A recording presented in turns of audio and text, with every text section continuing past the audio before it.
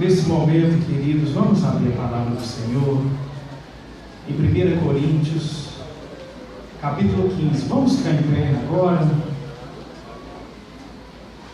1 Coríntios, capítulo 15, verso 1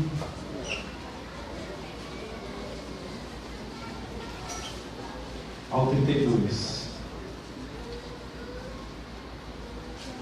Acharam? Amém?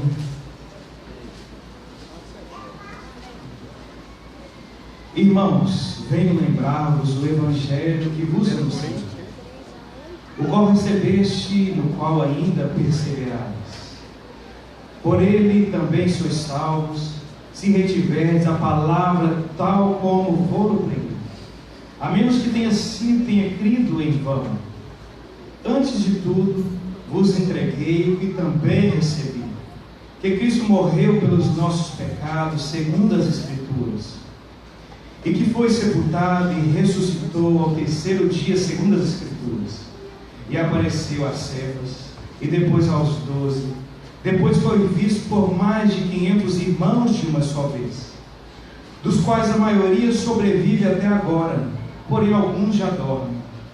Depois foi visto por Tiago, mais tarde por todos os apóstolos, e afinal, depois de todos, foi visto também por mim, como por um nascido fora do tempo, porque eu sou o menor dos apóstolos, que menos não sou digno de ser chamado de apóstolo, pois persegui a igreja de Deus, mas pela graça de Deus sou o que sou, e a sua graça que me foi concedida não se tornou em vão.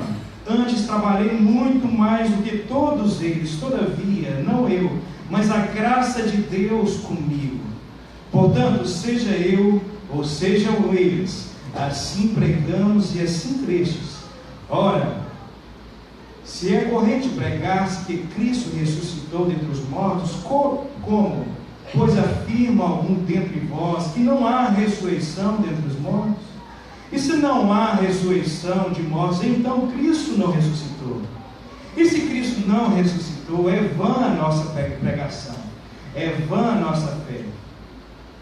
Somos tidos por falsas testemunhas de Deus, porque temos asseverado contra Deus de que Ele ressuscitou a Cristo, ao qual Ele não ressuscitou. Se é certo que os mortos não ressuscitam, porque se os mortos não ressuscitam, também Cristo não ressuscitou. E se Cristo não ressuscitou, é vã a vossa fé, ainda permanecei nos vossos pecados. E ainda mais, os que dormiram em Cristo pereceram. Se a nossa esperança em Cristo se limita apenas a essa vida, somos os mais infelizes de todos os homens. Mas de fato, Cristo ressuscitou dentre os mortos, sendo Ele as primícias dos que dormem. Visto que a morte veio por um homem, também por um homem veio a ressurreição dos mortos. Porque assim como em Adão todos morrem, assim também todos serão vivificados em Cristo. Cada um, porém, por sua própria ordem. Cristo, as primícias, depois os que estão de Cristo na sua vinda. E então virá o fim, quando Ele entregar o reino ao Deus e Pai, quando houver destruído todo o principado, bem como toda a potestade e poder. Porque convém que Ele reine até que haja posto todos os inimigos debaixo dos seus pés. E o último inimigo a ser vencido é a morte, a ser destruído é a morte. Porque todas as coisas sujeitas debaixo dos seus pés. E quando diz que todas as coisas lhe estão sujeitas, certamente exclui aqueles que tudo lhe subordinou.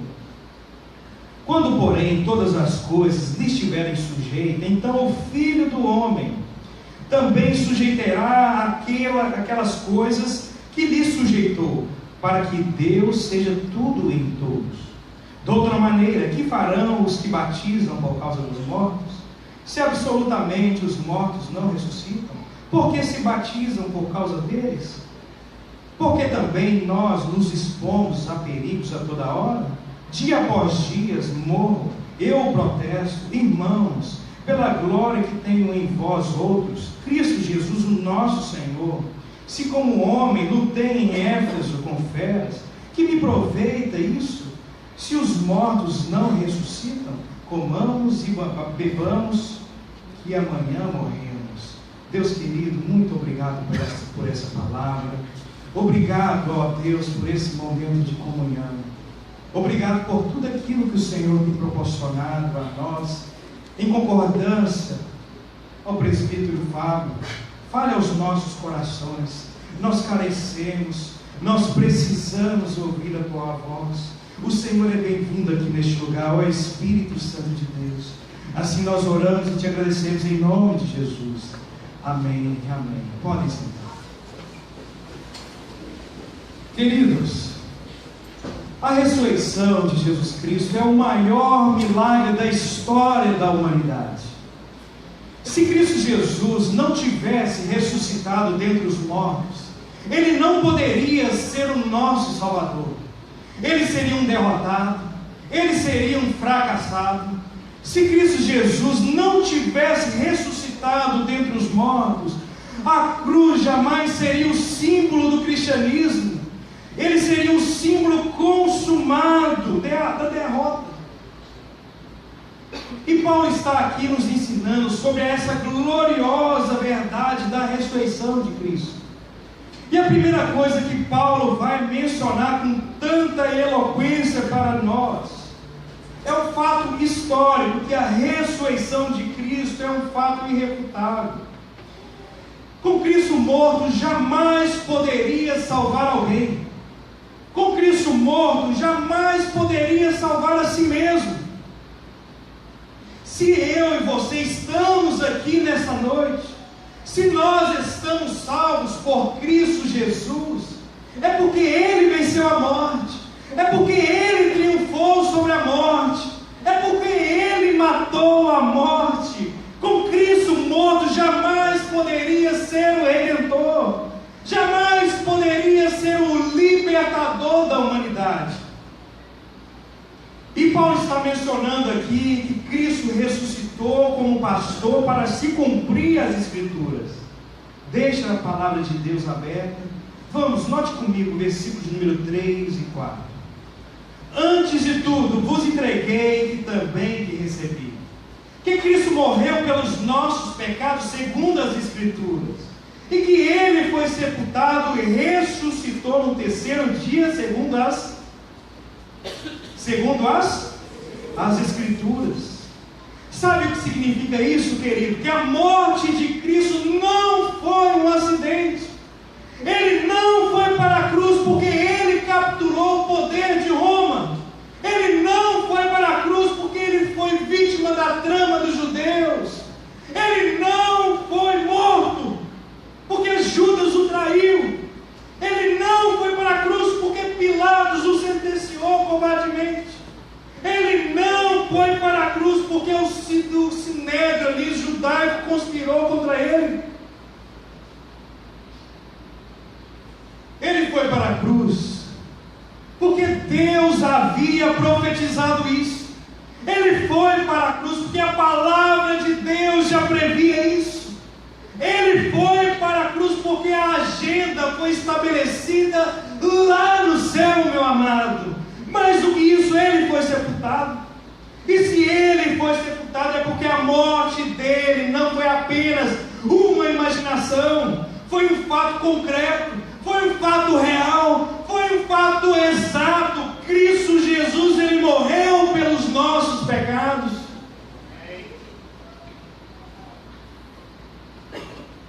Ele não morreu como mártir, não morreu como um exemplo moral. Entretanto, Ele morreu vicariamente, Ele morreu substitutivamente, Ele morreu pelos nossos pecados. Mas Paulo, ele diz que a morte dele não foi uma surpresa. E se a morte dele não foi uma surpresa, a ressurreição também não foi.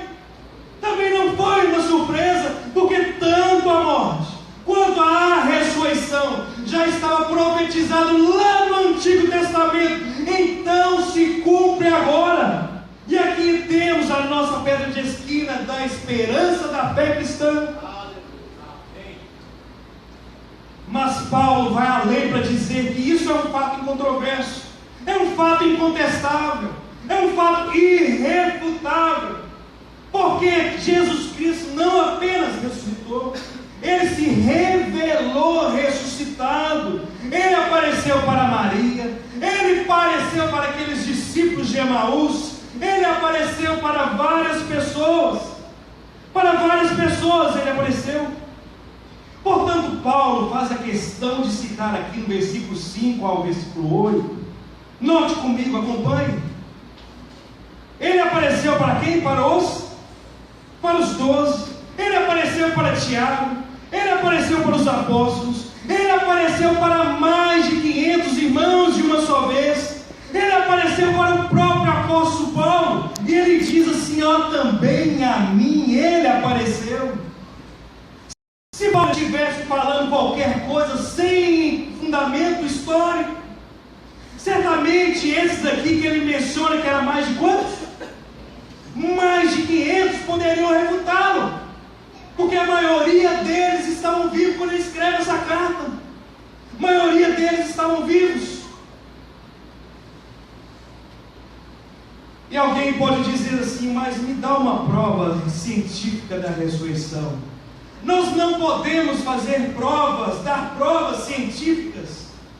O químico, o cientista, porque a ressurreição de Cristo não é uma prova científica, é uma prova histórica, porque a prova científica é aquela que você leva lá no laboratório e você vai repetir e repete e repete quantas vezes você quiser. A ressurreição de Cristo é uma prova histórica judicial.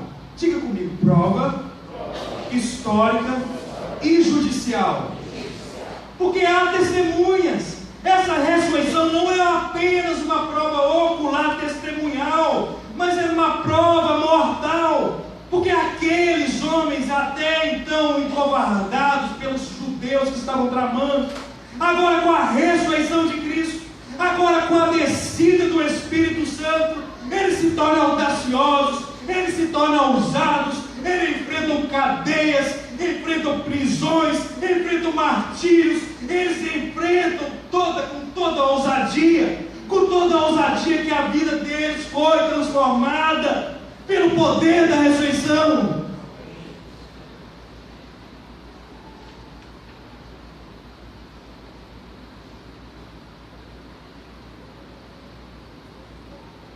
Mas Paulo vai além. E ele vai mostrar para você e para mim, a partir do versículo 11, note comigo. O fato de Jesus ter ressuscitado, Ele é a pedra fundamental. O fato de Jesus ter ressuscitado é a pedra de esquina do cristianismo. É a pedra fundamental. Não há cristianismo sem ressurreição. Não há fé evangélica sem ressurreição. Não há igreja de Deus sem ressurreição. Não há esperança cristã sem ressurreição. E Paulo vai falar algo sublime aí no versículo 12. Note comigo. Ora, se prega que Cristo ressuscitou dentre os mortos, como dizem algum dentre vós que não há ressurreição de mortos? Preste atenção, o que está acontecendo aqui neste contexto? Quando Paulo escreveu a sua carta aos Tessalonicenses, Tessalônica era a capital da Macedônia, uma região grega. E essa carta é direcionada a Corinto, que é a capital de Acaia, outra região grega. E aqui a igreja está sendo influenciada por essa cultura grega. E a cultura grega dizia o seguinte: olha, nós até acreditamos que a alma é imortal, mas nós não acreditamos na ressurreição do corpo. E a filosofia pagã dos gregos estava entrando ali na igreja de Corinto, estava influenciando a igreja. E Paulo diz que alguns da igreja estavam sendo atingidos por essa heresia, por este equívoco filosófico, agora por essa heresia biológica de que não havia ressurreição dos mortos. E Paulo vai argumentar assim, como é que vocês afirmam que Cristo ressuscitou e vocês negam que os mortos ressuscitam? É impossível. Vocês não podem aceitar uma parte daquele pacote e rejeitar outra parte do pacote. Se você afirma que Jesus ressuscitou, Ele vai ressuscitar também os mortos. E Paulo ele prossegue no versículo 14 a 19, olha aí. Se Cristo não ressuscitou, em vão é a nossa pregação. Se Cristo não ressuscitou, os apóstolos foram imposteiros, foram mentirosos, eles pregaram uma coisa que não foi verdade. Se Cristo não ressuscitou, nós ainda permanecemos nos nossos pecados. Então não há perdão, então não há redenção, então não há salvação, então não há vida eterna. Se Cristo não ressuscitou, os que dormiram em Cristo perecem. Se Cristo não ressuscitou, então somos os mais infelizes de todos os homens. Então, querido, nós estamos enganáveis, então. Se você leva uma vida séria com Deus, se você priva dos deleites dessa vida, se você priva dos deleites deste mundo, dos prazeres, se você afasta do pecado, você está redondamente equivocado na sua maneira de viver. Porque se Cristo não ressuscitou, nós somos os mais infelizes de todos os homens. Entretanto, Paulo ele conclui com sua lógica. Note comigo o versículo de número 20. Mas na realidade, vamos ler lá. Mas na realidade, Cristo ressuscitou dentre os mortos. Sendo Ele o quê? Sendo Ele o quê? Sendo Ele as primícias dos que dormem. Essa é a nossa convicção, querido. Essa é a nossa fé. Essa é a nossa bandeira. Essa é a pedra de esquina do cristianismo. Essa é a pedra fundamental da vida cristã, no qual está edificado sobre essa rocha. E este túmulo vazio é o berço de onde nasceu a igreja. De fato, Cristo ressuscitou dentre os mortos.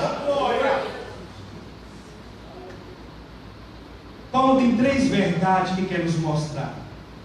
Qual será então a ordem da ressurreição? Versículo de número 23 diz assim: cada um, porém, com a sua própria ordem, Cristo as primícias, depois os que são de Cristo na sua vinda. Queridos, por que Cristo é as primícias dos que dormem? Se nós temos vários relatos do Antigo Testamento de ressurreição, o ministério de Elias, o ministério de Eliseu, o ministério de Jesus Cristo. Cristo ressuscitou a filha de Jairo, Cristo ressuscitou a filha da viúva de Naim, Cristo ressuscitou Lázaro. Por que é que Ele é as primícias dos que dormem? Se ocorreram outras ressurreições que precederam a sua. É claro que Cristo é as primícias dos que dormem, porque todas essas pessoas que ressuscitaram para voltar a morrer, ressuscitaram para assumir novamente o corpo mortal. Jesus foi o primeiro que ressuscitou e tem esse corpo de glória. Por isso Ele é o primeiro da fila, por isso Ele abriu o caminho, por isso Ele está puxando essa fila gloriosa daqueles que vão um dia ressuscitar para o louvor e glória do Senhor Jesus. E quando os outros vão ressuscitar? Paulo responde no versículo 23, que é o quê? Na sua vinda. Queridos, será um dia glorioso, será majestoso, será fisicamente, será visivelmente, será audivelmente, será repentinamente, será inesperadamente, será gloriosamente, será inescapavelmente. Então os mortos ressuscitarão e os vivos que ficarmos até então seremos transformados e todos arrebatados para encontrar o Senhor da glória nos ares. Aleluia, glória a Deus. E quando Ele voltar, aqueles que estão nos túmulos ouvirão a sua voz e sairão. uns para a ressurreição da vida, outros para a ressurreição do juízo. E Paulo prossegue dizendo o seguinte: então virá o fim. Preste atenção, quando Jesus voltar, os mortos ressuscitarão, haverá o juízo e depois o fim. E depois o fim. Quando Jesus voltar, a cortina da história se fechará. Quando Jesus voltar, a porta se fechará. Quando Jesus voltar, não terá mais oportunidade. Quando Jesus voltar, entra a cena do juízo final, querido. O tempo é agora o tempo oportuno para que você creia, para que você abra seu coração ao Senhor, para que você se livre dessa maldição, para que você saia desse pecado, para o louvor e glória do Senhor Jesus. E ele diz no versículo de número 25 ou melhor: porque convém que ele reine até que haja posto todos os inimigos debaixo dos seus pés. E o último inimigo a ser vencido é a morte. Qual o último inimigo? O último inimigo é a morte. Queridos, Jesus já está reinando, pode ter certeza disso.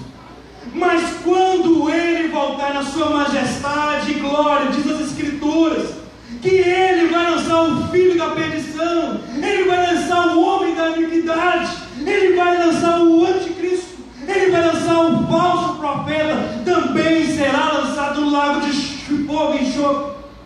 Será terrível, querido. E a morte vai morrer sem poder ressuscitar. E a morte enfrentará seu flagelo sem consolo. E nós, livres da morte, reinaremos para todo sempre. Louvado e exaltado é o Senhor Jesus.